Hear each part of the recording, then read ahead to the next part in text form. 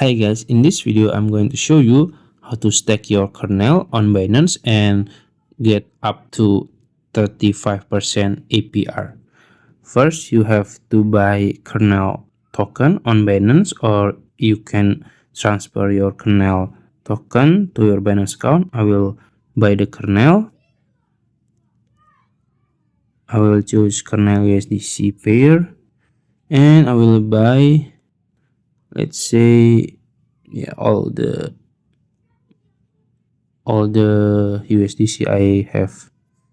Click just buy here. I will choose market, buy. It's done. And then if you want to stack it, you can search simple earn, and you can scroll down. As you can see, there is a function simple earn. You can click it, and now you can search kernel. Click this one, and then as you can see, there is 35% APR. So this is very huge.